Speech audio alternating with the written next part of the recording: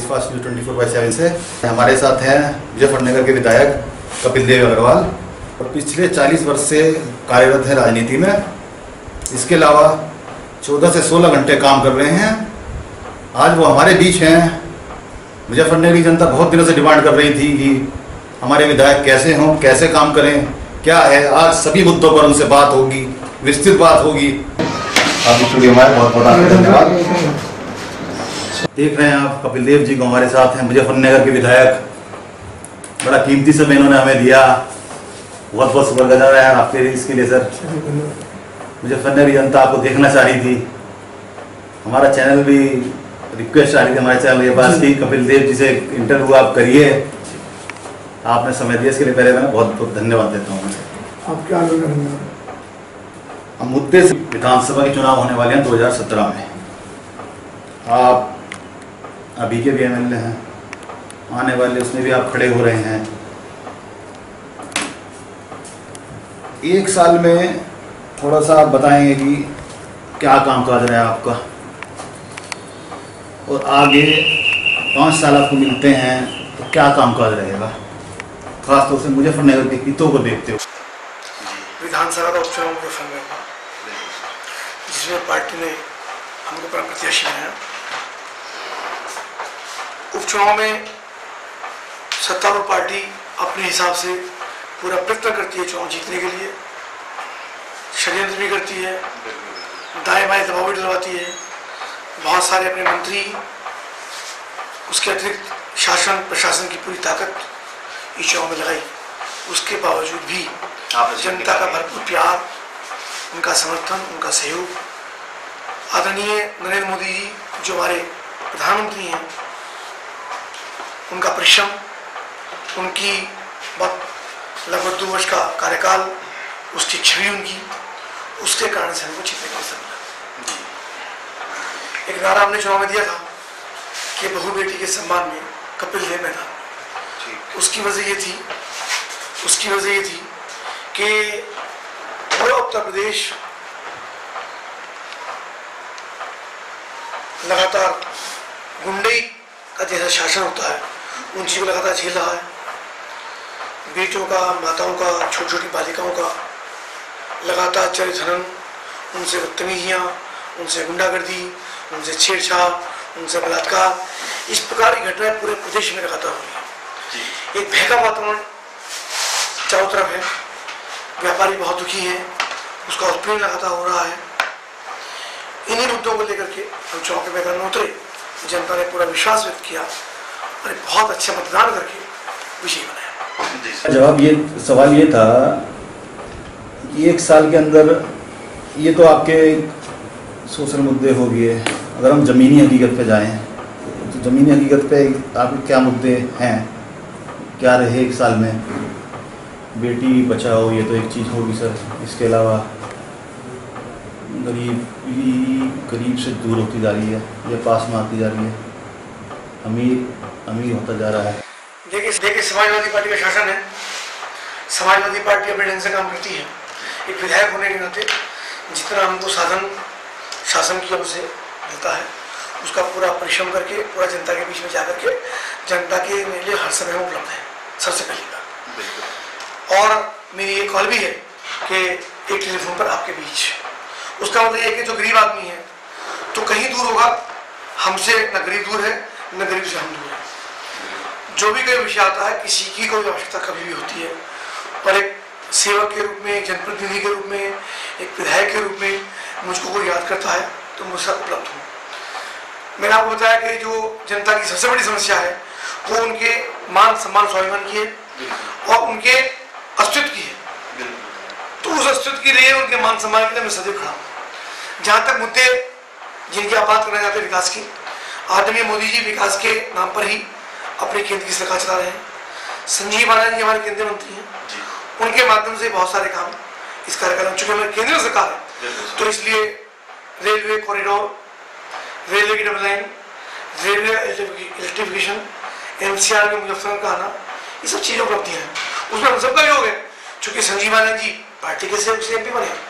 और रही हमारी बात, तो जो हमारे पास निधि अपनी है उसके अंदर जितने निर्भर है, बूढ़ा है, MD है, नगर पालिका है, उनमें चूंकि नगर पालिका अध्यक्ष रहने के नाते पहले से वो काफी अनुभव चीजों का है, तो उन सब विभागों से कैसे काम करना पहली बात जानते हैं।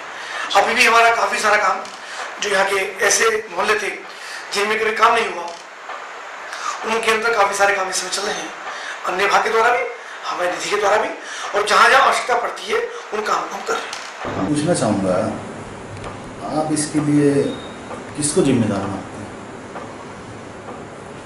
मतलब रात में कोई आदमी दिल्ली में निकल जाते हैं, बॉम्बे में निकल जाते हैं, यूपी में भी काफ़ी जगह, लखनऊ में निकल जाते हैं, लेकिन हमारे वेस्टर्न यूपी में लेडीज़ या थोड़ा रात को निकल गई, जिसे इमरजेंसी पड़ गई, तो क्या वो नहीं जा सकता? सर्वप्रथम तो वही जिम्मेदार है जिन्होंने घटना की। कोई वहशी दरिंदे सड़क पर चलते हुए किसी परिवार के पूरे परिवार की बंधक बना करके उन्हीं के सामने उनकी बेटी को और उनकी पत्नी को बंधक बना दे, उनसे शर्म आती है कहते हुए कि उनके साथ इस प्रकार का व्यवहार करें जो किसी समाज के लिए कलंकित करने वाला है। और जो दूसरा विषय, वो जो समाजवादी पार्टी का शासन इस प्रदेश के अंदर है, उस समाजवादी पार्टी के शासन में उनके मंत्री, उनके नेता, उनका पार्टी के लोग लगातार अपराधियों को संरक्षण देने का काम करते हैं। उसके कारण से मानसिकता समाज के अंदर बन गई, जो वहशी दरिंदे हैं, अपराधी हैं, चोर उचक्के हैं, लुटेरे हैं, उनके दिमाग में मानसिकता बन गई है कि तुम कोई काम करोगे तो तुम्हें लोग छुआ देंगे, कुछ होगा नहीं। अधिकारी भयभीत है, अधिकारी इस प्रदेश शासन में लगातार खौफ के वातावरण में जी रहा है, उसकी कोई कार्रवाई करने की हिम्मत नहीं। उसको पता है तुम कोई कार्रवाई करोगे तो तुम्हारा सस्पेंशन हो जाएगा या तुम वहां से हटा दिया होगे, इसलिए अधिकारी भयभीत है। इसलिए उन घटनाओं को मैं लगातार, जो घटनाएं हो रही है प्रदेश के अंदर, लखनऊ में घटना हुई, अभी बरेली में घटना हुई, और इतनी शर्मनाक घटना पूरे शहर के अंदर हुई, इन सब के कारण से जो वहाँ की तत्कालीन व्यवस्था प्रदेश की है, उसका कोई प्रभाव, कोई दबाव, कोई डर, भय, खौफ अपराधियों के अंदर नहीं है। तो निश्चित रूप से समाजवादी पार्टी 100% जातिवाद, समाजवाद, संप्रदायवाद से बहुत गिरा हुआ है। और मैं अंदर की बात आपसे पूछूं, बीजेपी किसके सारे 2017 की नैया को पार लगाना चाहिए? किस किस के सारे क्या करेंगे? देखिए, मोदी जी जब से देश के प्रधानमंत्री बने, लगभग 60 वर्ष के अन्य पार्टियों के शासन के बाद उसमें बीच में उनको भाजपा को काम करने का मौका मिला। लेकिन इंटरनेशनल जो पेपर है, उन समाचार पत्रों में भी लिखा कि इस बार एक राष्ट्रभक्तों की सरकार आई है, जो देश के लिए सोचते उनकी सरकार आई है। और चूंकि पहले की हमारी सरकार में, इस सरकार में ये फर्क है, इस बार हमारी बहुमत की सरकार है। तो बहुमत की सरकार होने के बाद मोदी जी ने सर्वप्रथम कहा, मेरे 125 करोड़ भारतीय, इन्हें सांप्रदायिकता, धर्म के आधार पे, जाति के आधार पे, वर्ग के आधार पे मोदी जी काम नहीं कर रहे हैं। उन्होंने पूरे देश के सब लोगों को, सब वर्गों के लोगों को सबका साथ सबका विकास ऐसा लेके वो चले। उनके द्वारा जो योजनाएं हुई हैं अब तक लागू हुई, तो वर्गों के लिए वर्गीकरण उन्होंने ढंग से किया कि छात्रों के लिए योजना शुरू की, व्यापारी के लिए शुरू की, जो अनुसूचित जाति के लोग हैं उनके लिए शुरू की, जो हमारे भाजपा उनकी शुरू की, पर किसी कम्युनिटी के लिए, किसी जाति विशेष के लिए, ताकि उससे कोई सांप्रदायिकता का कोई विषय उसके अंदर है, उन सबके नहीं किया। मोदी सबको साथ लेके चल रहे हैं। और सबसे जो महत्वपूर्ण बात है वो ये है कि मोदी जी के प्रति समाज के अंदर विश्वास पैदा हुआ, और अल्पसंख्यकों के अंदर भी एक विश्वास पैदा हुआ है कि मोदी जी देश का नेतृत्व कर सकते हैं, सबको साथ लेके चल रहे हैं। उन्होंने कहा भी है कि एक हाथ में कुरान, एक हाथ में डंडा। अगर ये हुआ तो बच्चे आगे बढ़ेंगे। हर व्यक्ति, हर नागरिक, हर महिला, हर पुरुष, हर नौजवान ये देश को आगे बढ़ाने की दिशा में काम करेगा तो देश को उन्नति करेगा और ये देश पुनः विश्व गुरु के स्थान पर स्थापित हो। ऐसा संकल्प हमारा और हमारी पार्टी का। उसके बाद आगे केशव प्रसाद मौर्य जी पिछली बिरादरी से आते हैं। इसी तरह के डिसीजन में लास्ट समय से देखता आ रहा हूँ, समीकरण बैठाया जा रहा है पिछड़ी के साथ, जाति के साथ नीचे जाते निकाल के वही पूछना चाह रहा था कि ये आपकी सोच हो सकती है, हमारी सोच नहीं है। जो व्यक्ति योग्य है पार्टी में, जिसकी क्षमता है, मौर्य जी भी जिसकी क्षमता है, उसको काम करने का मौका मिल रहा है। तो जब अलग अलग पार्टी सब लोगों को मिलता है, सब जाति वालों को मौका मिलता है। जो व्यक्ति पार्टी में काम करता है उसको मौका मिलना चाहिए। अब ये किसी की सोच होती है कि जाति का समीकरण उठा रहे हैं, जाति का समीकरण नहीं है ये। सबको साथ, सबको स्थान, सबको सम्मान। मैं आप पे लगा रहा हूँ, ये आरोप तो सभी राजनीतिक पार्टियों का है। सबका मुझे नहीं मालूम। भाजपा पार्टी में काम करने वाले प्रत्येक व्यक्ति को मौका देने का प्रयास करती है। तो जिसको मौका मिला जो सभी के लिए कोई समान नहीं योग्य है। ऋषभ प्रसाद मुझे को मौका मिला है, बहुत अच्छे ऑडिटर है, बहुत बड़े वक्ता है, बहुत अच्छी उनकी सोच है, लगातार काम करते हैं, बहुत परिश्रमी है, संगठन के बहुत पुराने कार्यकर्ता है, जिसको मौका मिला। तो रास्ते में वो जाने लगे, रास्ते में मुस्लिम कॉलोनी से जाने लगे वो लोग, वहाँ पे मोदी मोदी मोदी मोदी मोदी नारे लगने लगे। पूरी मुस्लिम जाति थी। मोदी जी उतरे, गले मिले, उन्हें भी काफ़ी अच्छा लगा। और मेरा मानना यह है कि गुजरात का वोटर, मुसलमान वोटर तो मोदी जी से जुड़ चुका है, तो क्या हमारा यूपी का वोटर और उत्तर प्रदेश का वोटर नहीं जुड़ सकता बीजेपी के साथ? अब आप वाराणसी की बात कर रहे हैं जी, तो वाराणसी यूपी के अंदर ही है ना जी। तो जब यूपी के अंदर मोदी जिंदाबाद करने लग रहे हैं तो उसका यूपी का वोटर जुड़ रहा जी। और अन्य स्थानों पर भी जहाँ मोदी जा रहे हैं वोट में तब्दील हो, वोट में तब्दील होगा, वक्त आएगा, होगा, वक्त आए, एक वक्त ऐसा आएगा कि तब्दील होगा। विश्वास रखिए, निश्चित रूप से होगा। और मोदी जी की सब साथ लेकर काम कर रहे हैं।